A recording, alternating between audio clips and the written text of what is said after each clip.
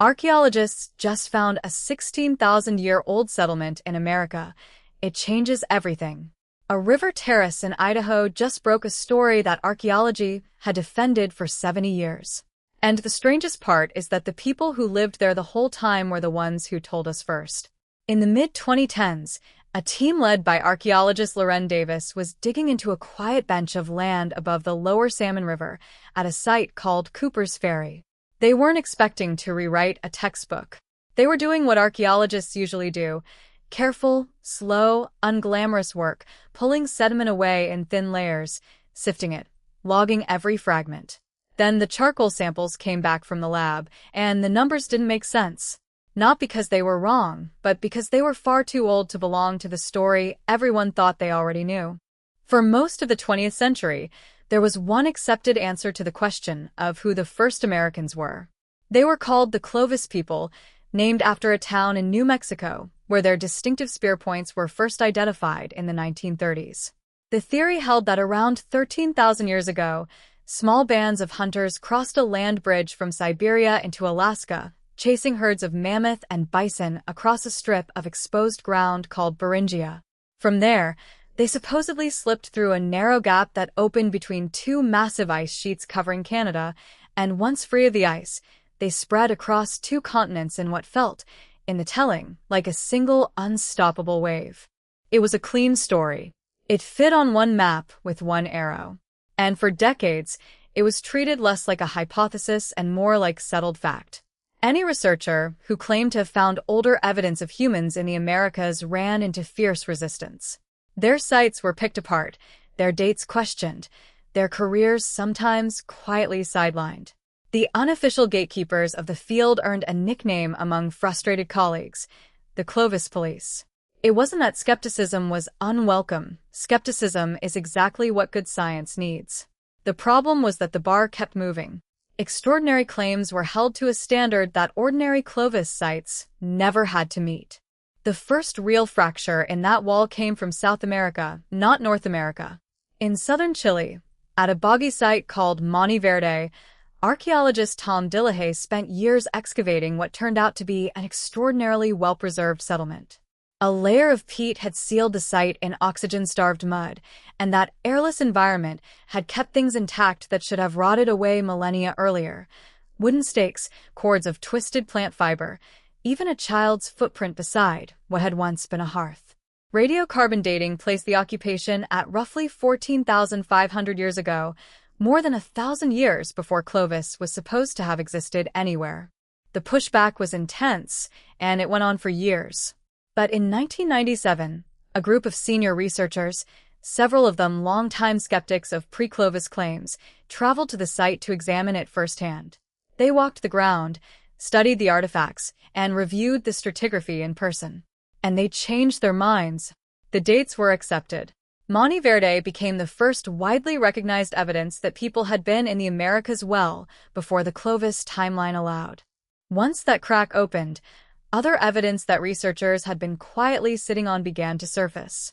In Florida, divers working in the dark water of a sinkhole recovered stone tools alongside the butchered remains of a mastodon, sealed in an undisturbed layer that dated to around 14,500 years ago. In Oregon, researchers at a series of dry rock shelters called the Paisley Caves found something even harder to dismiss than a stone tool: preserved human waste containing ancient human DNA, dated to roughly 14,300 years ago. In central Texas, at a site called the Galt Site, archaeologists found tool-bearing layers beneath the expected Clovis material that pushed possible dates back to somewhere between 16,000 and 20,000 years ago. Different states, different teams, different dating methods, all converging on the same conclusion: people were here long before Clovis. Which brings the story back to Cooper's Ferry. What made this site different from a lot of the others wasn't just its age. It was the fact that it looked like a place people kept coming back to, a settlement rather than a single hunting stop. Davis and his team pulled a sequence of radiocarbon dates from the lowest occupation layer, and those dates clustered between roughly 15,300 and 16,500 years ago. That's not a single ambiguous sample. It's a series of readings from charcoal in ancient hearths, layered in the kind of clean, undisturbed sequence where older material sits beneath younger material exactly the way it should if nothing had been churned up or contaminated. The team published the initial findings in the journal Science in 2019 and followed up with a more detailed chronological study in Science Advances in 2022 that tightened the dating even further. Here's why that number is such a problem for the old story. 16,000 years ago, the two great ice sheets that were supposed to have parted to let migrants walk south, the Laurentide sheet spreading from the east and the Cordilleran sheet coming off the western mountains, were still fused together. The famous ice-free corridor, the single doorway the old theory depended on, hadn't opened yet. It wouldn't exist for another 2,000 or 3,000 years. In other words, the people living at Cooper's Ferry, cooking over those hearths and shaping stone on that terrace, could not have walked down a corridor that was still buried under ice. The math the old theory relied on doesn't just get bumped back a little. It breaks entirely. The tools tell a second part of the story. The points recovered from the deepest layers at Cooper's Ferry aren't fluted like classic Clovis points. They have narrowed, stemmed bases shaped for hafting in a different way, a style archaeologists call the Western stem tradition. And in the Northwest, this stem tradition keeps showing up in layers as old as or older than Clovis, not descended from it. That matters because if Clovis technology had truly spread outward from one founding population, you'd expect to find Clovis-style tools sitting beneath everything else wherever people first settled. Instead, in the Pacific Northwest, there's a completely different tool-making tradition sitting in the older layers. That looks less like one wave of people who invented Clovis and spread everywhere, and more like multiple groups arriving by different routes, carrying different technological traditions with them. Some researchers have pointed to a resemblance between these stemmed points and older tool-making traditions found across the Pacific, and connected that with the idea of a coastal migration route.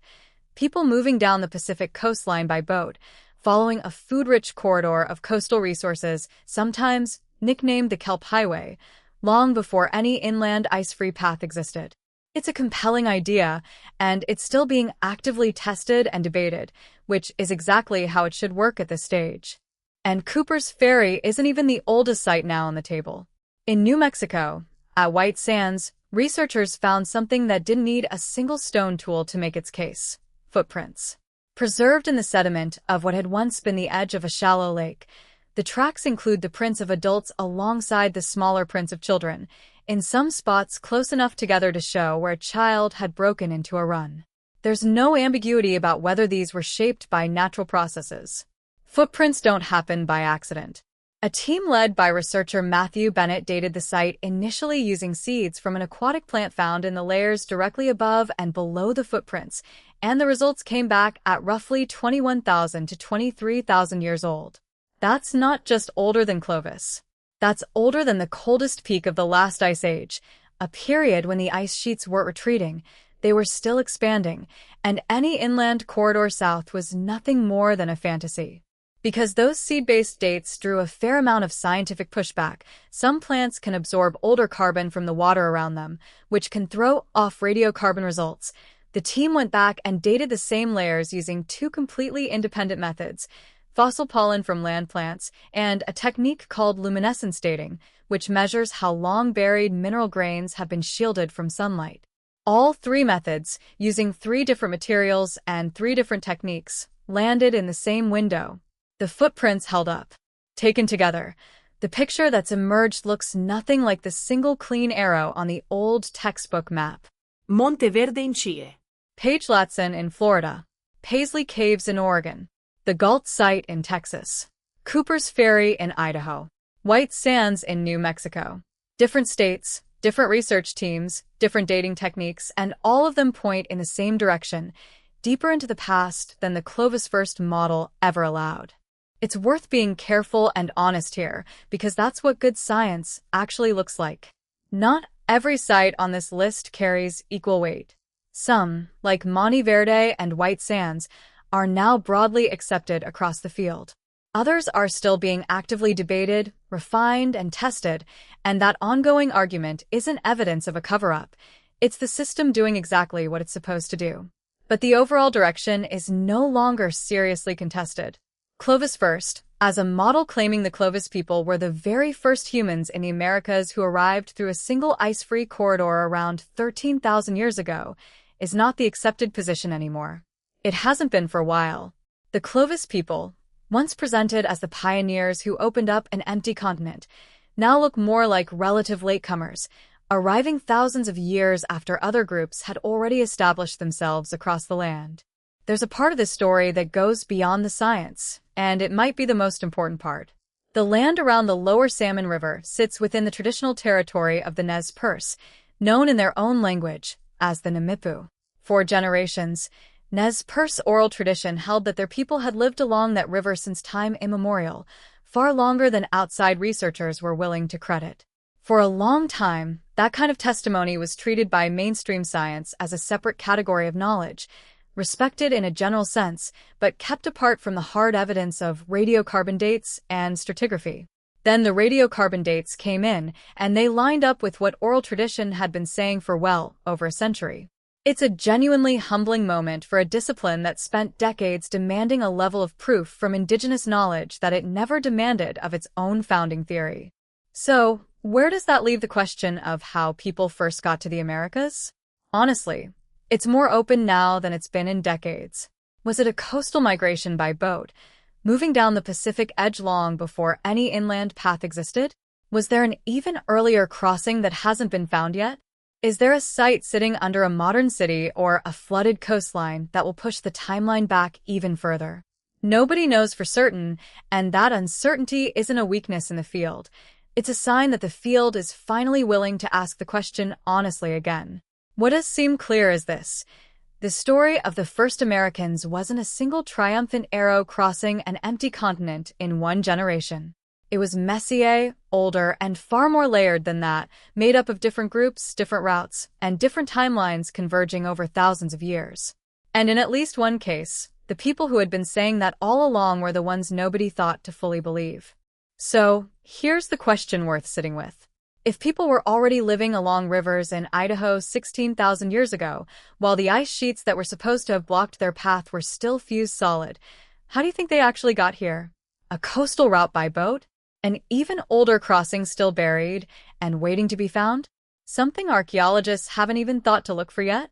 Share your theory, and let me know which of these sites you find most convincing, and which ones you'd still want more evidence on before you're fully sold.